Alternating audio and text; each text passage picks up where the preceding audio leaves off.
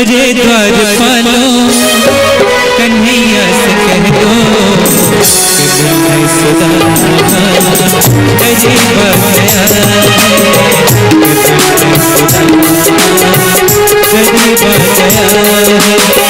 भटकते भटकते न जाने भटकते भटकते न जाने कहाँ से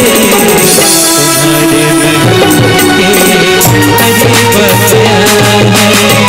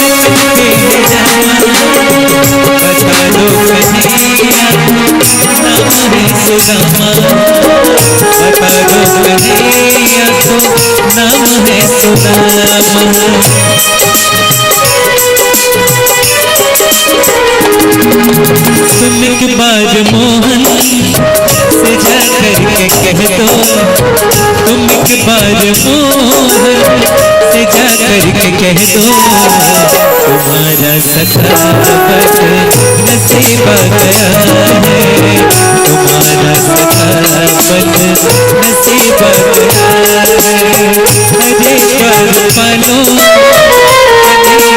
कह दो मैं सुदामा गरीब गया है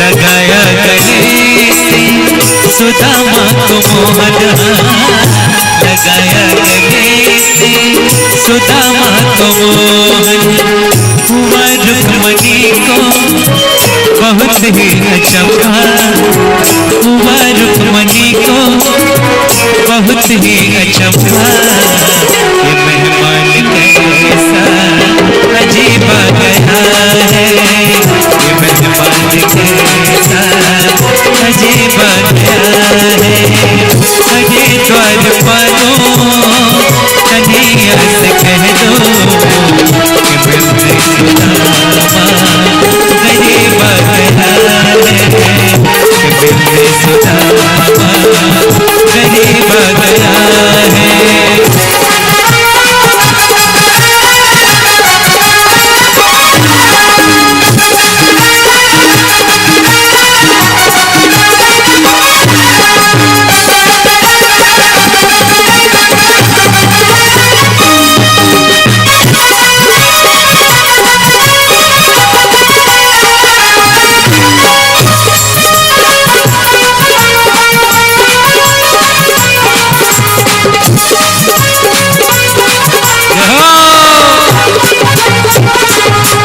बराबर में अपने सुदामा बिठाए चरण आंसुओं से श्याम ने धुलाए चरण आंसुओं से श्याम ने धुलाए न घबराओ प्यारे जरा तुम सुदामा न घबराओ जाओ प्यारे जरा तुम सुदामा, खुशी का समय तेरे करीब आ गया है, खुशी का समय तेरे करीब आ गया है।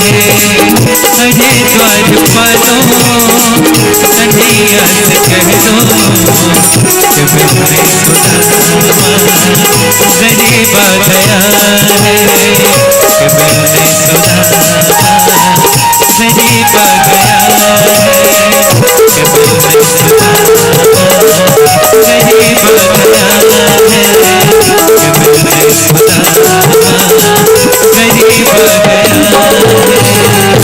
तो उसने क्या किया, कल मैं पहुंचा और पकड़ लिया। उसने बहुत आह्लाद से भरा नृत्य कर रहा था, खुश था बिल्कुल।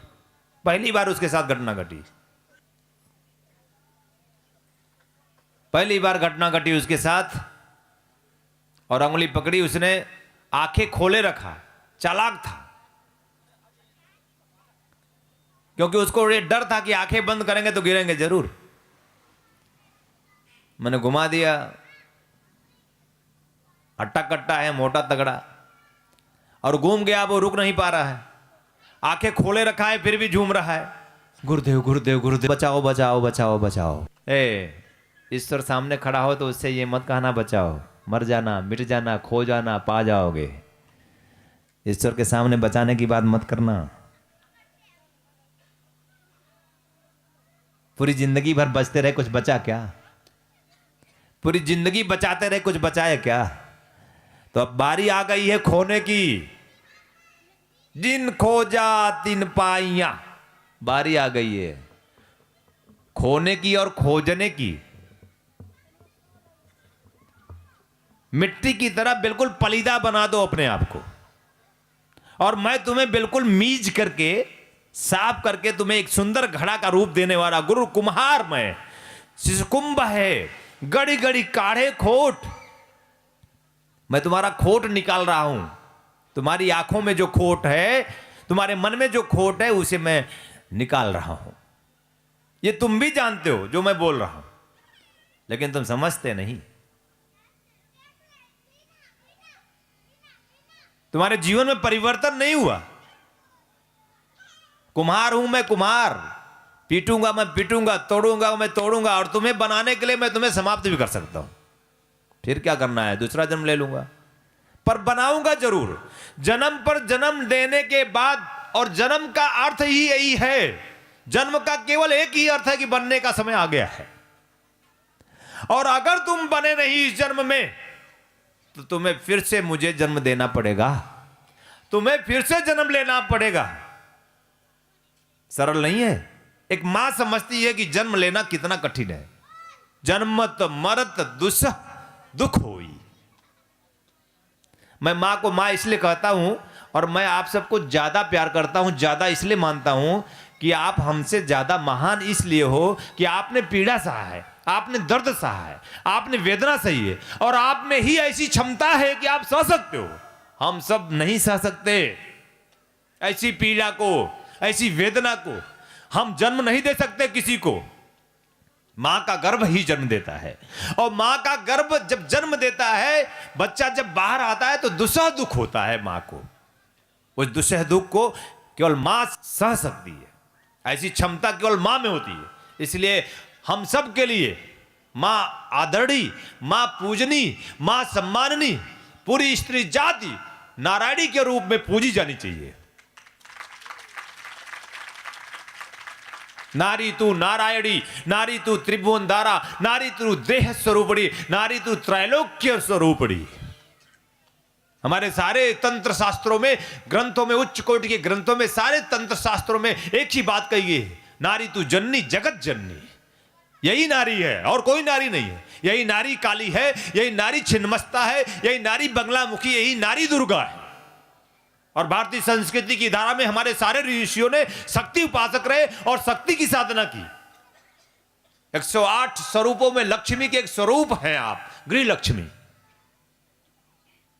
गुरु के माध्यम से जीवन को समझने की कोशिश करो। गृह लक्ष्मी को तुम जितना सम्मान दोगे, जितना प्यार दोगे, जितना स्नेह दोगे, तुम्हारे जीवन में उतना फल प्राप्त होगा, तुम्हें सुकून और शांति मिलेगा तुम्हें। मूर्खता छोड़ो, उनको डांटना और फटकारना छोड़ो, उनको पीटना छोड़ो, तुम कुछ समझती नहीं ऐसा कहना छोड़ो, बहुत ज्यादा समझदार बनो मत। और अहंकार में तुम कमा के खिलाते हो तो तुम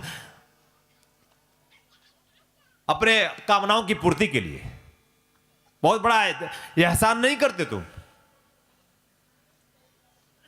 देखो भला बुरा मुझसे मत कहलाओ, नारी बनो तुम भी, अपने अंदर हृदय को जागृत करो, नारी बनो। गुरु मिला है, एक गर्भ मां देती है, एक गर्भ गुरु देता है। मां के गर्भ से प्रारंभ तुम्हारा जीवन होता है, गुरु के गर्भ में पूरी जिंदगी तुम्हें खेलनी पड़ती है। और जो मां के गर्भ से चलकर गुरु के गर्भ में समाहित होता है, गुरु संरक्षण में पोषित होता है, उसका पूरा जीवन तर जाता है, उसका दोबारा जन्म हो जाता है। और दोबारा जब जन्म होता है तो दिव्य जन्म होता है, पवित्र जन्म होता है। इसी को हमारे वेदों में कहा, जन्मनाम जायते शूद्रः संस्कारात् द्विज उच्यते। मैं हूं, बहुत लोग सुन रहे थे, उसमें एक अंग्रेज भी था, एक विदेशी भी आ गया था, उसको विश्वास ही नहीं हुआ। ये आदमी 70 साल का लगता है, कहता है मैं 700 साल का हूं। 70 साल से ज्यादा उसकी आयु नहीं थी। अंग्रेज विचारक विचार करने लगा, ये 700 साल का कैसे है। उसने लोगों से पूछा, लोगों ने कहा भाई महात्मा है, चमत्कार है, 700 साल का तो है, कह रहा तो होगा। तो उसके खासिस को उसने पकड़ा, अंग्रेज विचारक ने उस खासिस से पूछा कि क्या बात है महात्मा जी का, तुम पैर दबाते हो, उनका लंगोट साफ करते हो, तुम उनकी सारी सेवा करते हो, तुम खास हो, कितने साल के हैं महात्मा जी। तो कहता है कि देखिए मैं तो ये नहीं बता सकता कि वो कितने साल के हैं, लेकिन मैं 300 साल से उनके साथ सेवारत हूं। ताली। मैं नहीं बोल सकता कि वो 700 साल के हैं कि नहीं है, लेकिन मैं ये पक्का बोल सकता हूं कि मैं 300 साल से सेवारत हूं। अब गुरु अगर 700 साल का महान होगा तो शिष्य 300 साल का तो पैदा करेगा ही। ऐसे बहुत गुरु हुए।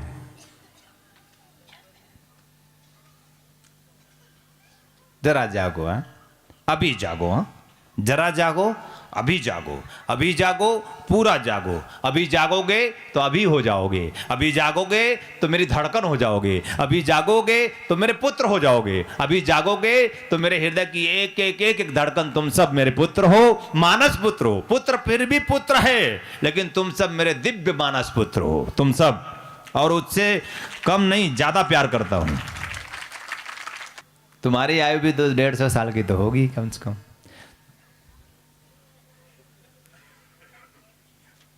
सभी जिंदा रहना चाहते हैं, कोई मरना नहीं चाहता। और मैं भी यही चाहता हूं कि तुम, सच्ची बात बता रहा हूं कि तुम मरो ही नहीं, तुम मरो ही नहीं। और तुम अगर चाहोगे और मेरा साथ दोगे तो मैं वादा करता हूं निखिल की साक्षी में कि तुम्हें मैं मरने नहीं दूंगा। नहीं समझे ना? राम मरे क्या, कृष्ण मरे क्या, बुद्ध मरे क्या, राधा मीरा मरी क्या? नहीं मरी ना। जैसे राधा नहीं मरी, आज भी जिंदा है कृष्ण के साथ, राधे राधे राधे राधे, वैसे तुम भी नहीं मर सकते अगर तुम मेरा साथ दो। तुम्हें भी मरने नहीं दूंगा। है चंद्रशेखर माश्रयन्ते, चंद्रशेखर माश्रयन्ते, चंद्रशेखर माश्रयन्ते, मम किम करिष्यत वै यमः। यमराज मेरा क्या बिगाड़ सकता है अगर शिव स्वरूप गुरु के सानिध्य में मैं हूं। मार्कंडेय ऋषि ने कहा है, मार्कंडेय पुराण में उद्धृत है, दुर्गा सप्तशती लिखा है, मार्कंडेय पुराण लिखा है। भगवान शिव की मंदिर में उसने 9 साल की अवस्था में दम तोड़ दिया, दम तोड़ दिया। यमराज आया, प्राण हर के लेके गया।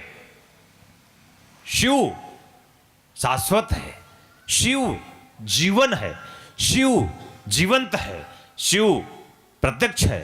यमराज से प्राणों को छीनकर यमराज को भगा दिया कि यमराज मेरा भक्त है, अनन्य भक्त है, मेरी ही सेवा में, मेरे ही चरणों में इसका प्राणांत हुआ है, तुम इसके प्राण को नहीं ले जा सकते। और एक बार फिर से भगवान शिव की अहेतुकी कृपा से मार्कंड ऋषि का पुत्र मार्कंडेय जीवित होता है, पुनः पुनः जन्म होता है। और पुनः पुनः जब जन्म होता है, पुनः पुनः जब जीवन मिलता है, तो वही 9 साल का लड़का आगे चल करके मार्कंडेय ऋषि बना। ऋषियत ऋषि जो ज्ञान का पुंज है, एक ग्रंथ लिखा दुर्गा सप्तशती, जो आज भी घर घर में दुर्गा सप्तशती है। उसको आप पाठ कर रहे हो, समझ नहीं रहे हो, आपको समझ में नहीं आएगा। आप मेरी बात नहीं समझ पा रहे हैं, जो वर्ड अक्षर में बोल रहा हूं, तो आप दुर्गा सप्तशती क्या समझोगे? अरे गिन लो, उसमें 700 श्लोक है ही नहीं।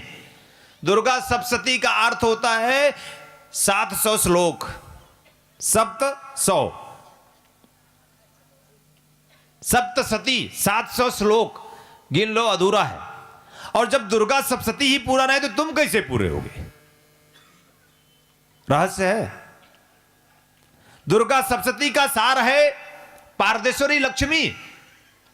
पारदेश्वरी लक्ष्मी उसका सार है। उसमें यह बताया गया है कि दुर्गा सप्तशती यानी अगर कोई प्रकांड हो तो पारदेश्वरी लक्ष्मी निर्माण करने का विधान है।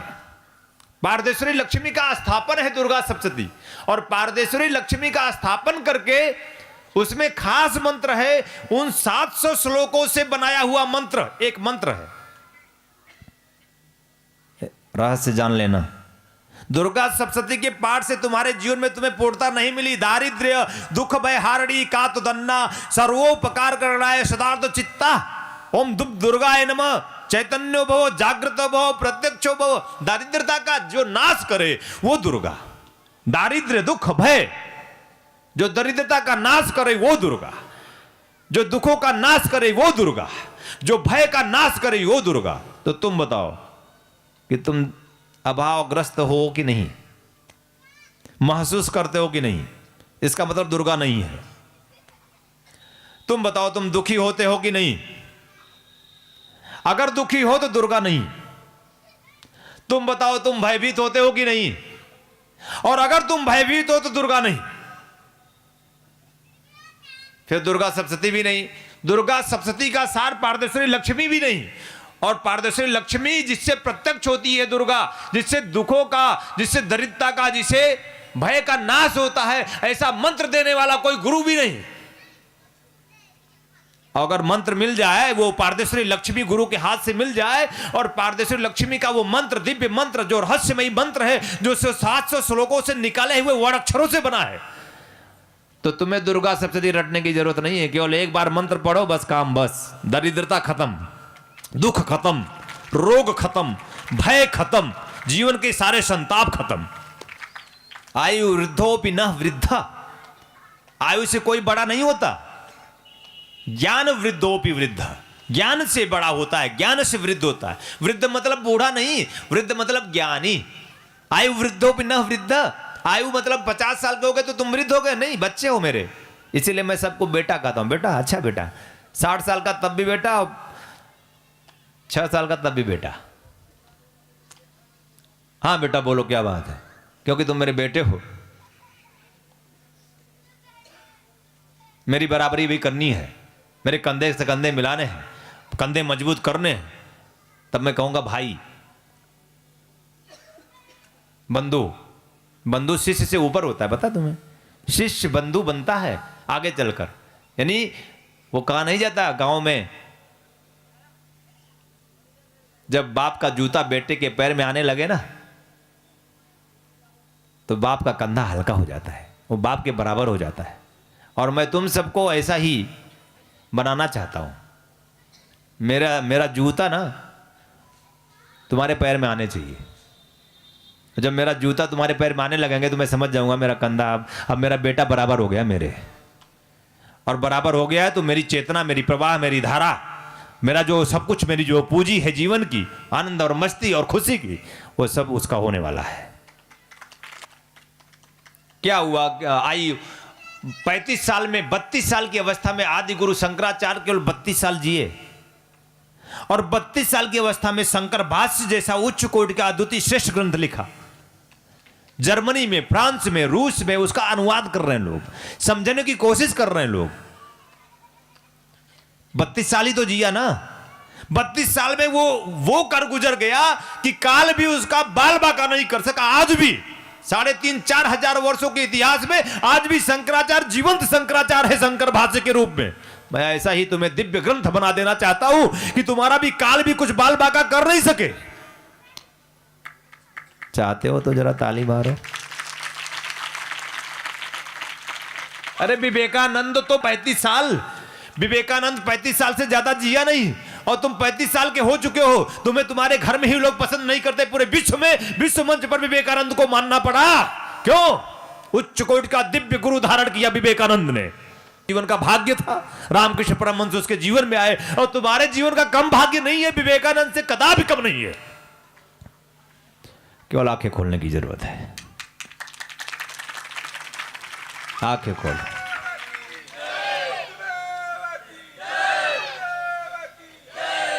कल करे सो आज कर, हाँ, आज करे सो अब करो, अभी करो, इसी समय करो, इसी समय सब कुछ जीवन में उतारो। पता नहीं कल तुम्हारी सुबह सांसें, तुम सूरज देख सको या नहीं देख सको, कौन जानता है? तुम जानते हो क्या? मैं तो बिल्कुल नहीं जानता। और तुम सूरज देख भी लेते हो तो तुम्हारा क्या होता है?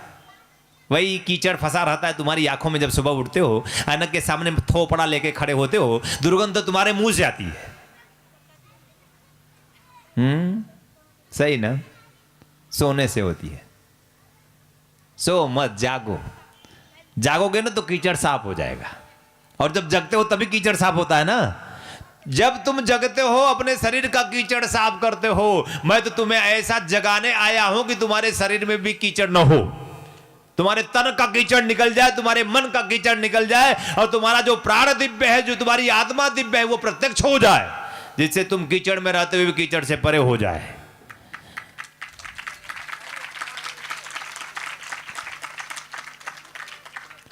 कबीर साहब ने कहा, कल करे सो आज कर। अभी कोई समय है, ले लेंगे। अरे दीक्षा अभी ली जाती है। दीक्षा कब ली जाती है? जब तुम्हारे हाथ पांव कांपेंगे तब दीक्षा लोगे। हाँ? दीक्षा तो हमारे ऋषियों ने दीक्षा तो जब तुमने जन्म लेने की बात भी नहीं सोची थी, जब तुम्हारे माता पिता भी नहीं सोचे थे कि तुम्हें जन्म देना है, तब से दी जाती है। गर्भाधान संस्कार, उच्च कोटि की दीक्षा माता पिता अपने गुरु से प्राप्त करते थे। हे गुरुदेव, मुझे इस संस्कार से आप नवाजें, मुझे ऐसी दीक्षा दें जिससे मैं अपने जीवन में, अपने परिवार में उच्च कोटि की दिव्य आत्मा को बुलाऊं। तब गुरु उनको गर्भाधान संस्कार दीक्षा देता था। ऐसे पति पत्नी आगे आए, नवविवाहित जोड़े आगे आए, अपने गुरु से उच्च कोटि की इस दीक्षा को प्राप्त करें। मैं दे सकता हूं, और मैं देता हूं, मैं दे रहा हूं, और ऐसे दिव्य आत्माओं को बुलाकर इस धरा पर उतार रहा हूं। तुम लोग अगर समझोगे तो समझोगे, नहीं तो मैं तो कम से कम 100-200 लोगों को तो पैदा कर चुका हूं। हम जानते हैं कि वो 100-200 लोग तो जरूर समझेंगे, जन्म लेने के बाद ही समझने लगे मुझे कि गुरुजी बहुत प्यार करते हैं तुमको सनम। एक छोटा बच्चा अगर बोले कि गुरुजी मैं आपके बिना जी नहीं सकता, गुरुजी मैं आपके बिना रह नहीं सकते, गुरुजी मैं आपके बिना चल नहीं सकते, गुरुजी गुरुजी गुरुजी करते करते उसका पूरा जीवन गुरुजी हो गया है। तो शर्म खाओ जरा।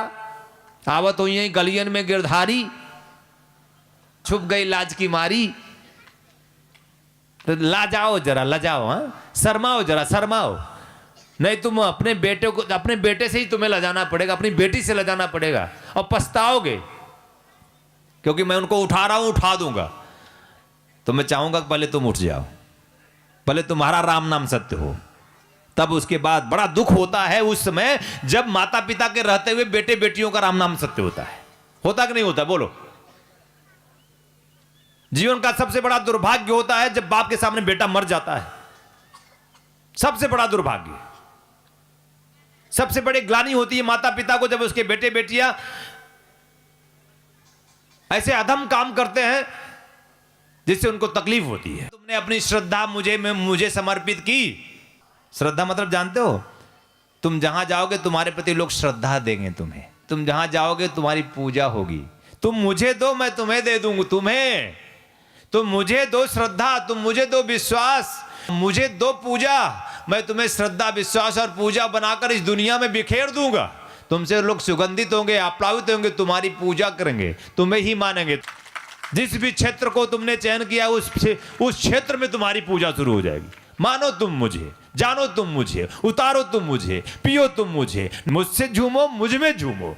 जब ऐसा होगा तो तुम जहां जाओगे वहां तुमको देख के दुनिया झूमेगी। हो सके मैं आशीर्वाद देता हूं, कल्याण कामना करता हूं और तुम्हें ऐसा आयु देता हूं जो कभी ना समाप्त हो। ऐसी आयु का वरदान देता हूं, शतायु भव, 100 वर्ष तक जियो।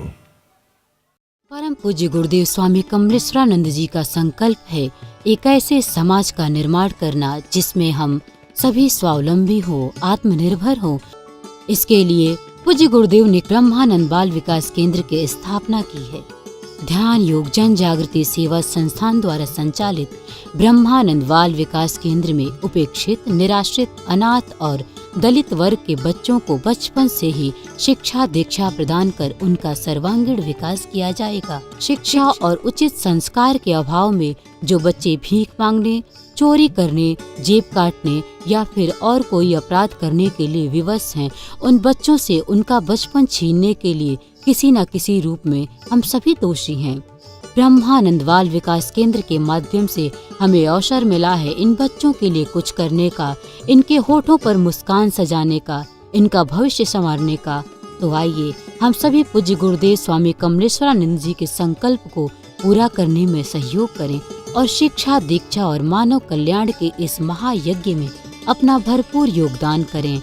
आप अपना योगदान भूमि अथवा धन किसी भी रूप में दे सकते हैं। योगदान के रूप में आपका दान बैंक ऑफ इंडिया की किसी भी शाखा में ध्यान योग जन जागृति सेवा संस्थान के अकाउंट नंबर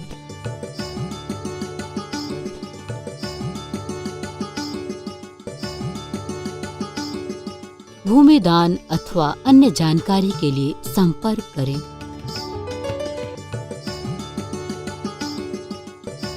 ओम निखिलम ओंकार निखिलम गुरु निखिलम